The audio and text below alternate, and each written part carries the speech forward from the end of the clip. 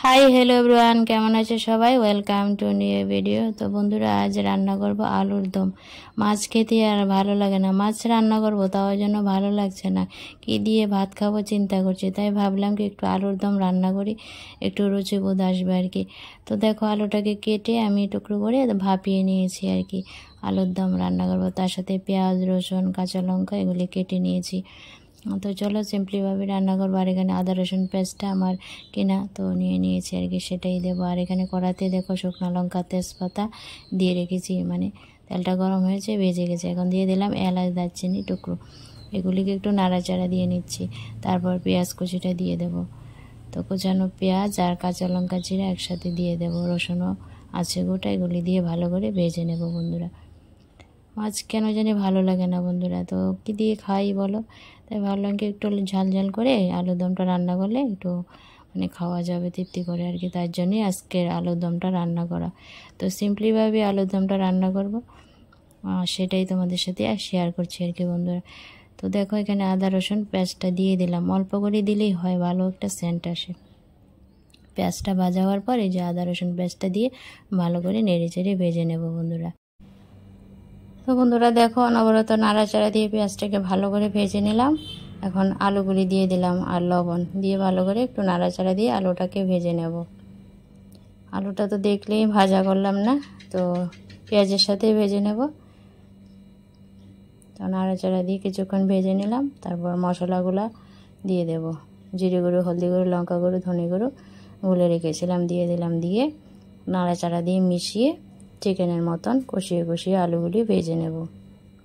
অনেকটা চিকেনের মতনই হবে খেতে, সেন্টটা অমায়িক হয়, কারণ চিকেনই বলতে পারো একরকম আলুর দমটা। পেঁয়াজ, রসুন, আদা সব কিছু দিয়েছি বলে, তো চিকেন থেকে কম নয় বলো। তো দেখো, অনেকটাই আলুটা ভাজা হয়েছে। এখন দিয়ে দিলাম কাশ্মীরি লঙ্কার গুঁড়ো। কাশ্মীরি লঙ্কার গুঁড়ো দিলাম একটু কালারটা সুন্দর দেখার জন্য। কাশ্মীরি লঙ্কার গুঁড়োটা তেমন ঝাল না, কালারটা বেশ সুন্দর আসে আর কি বন্ধুরা। তো দেখো, নাড়াচাড়া দিয়ে মিশিয়ে নিয়েছি। আলুটা অনেকটাই ভাজা হয়ে গেছে। এখন চাপা চাপা দিয়ে কয়েকটা আলু ভেঙে চুড়ে দেবো, যাতে করে ঝোলটা একটু গাঢ় হয়। তো দেখতেই পাচ্ছ বন্ধুরা, আলুগুলি একটু চাপা দিয়ে দিয়ে ভেঙে দিচ্ছি বাজার কাঠির সাহায্যে। আর আলু ভাজাটাও হয়ে গেছে প্রায়। এখন পরিমাণ মতো জল দিয়ে দেবো আর কি। তো আমি গরম জল করে রেখেছি, দিয়ে দিলাম, দিয়ে নাড়াচাড়া দিয়ে নিলাম। এখন পরিমাণ মতো লবণ দেব, লবণটা দিয়ে তারপর নাড়াচাড়া দিয়ে ঝোলটাকে কিছুক্ষণ ফুটিয়ে নেব। তো বন্ধুরা, লবণটা দিয়ে নাড়াচাড়া দিয়ে ঝোলটা ফুটিয়ে নিলাম, আবারও নাড়াচাড়া।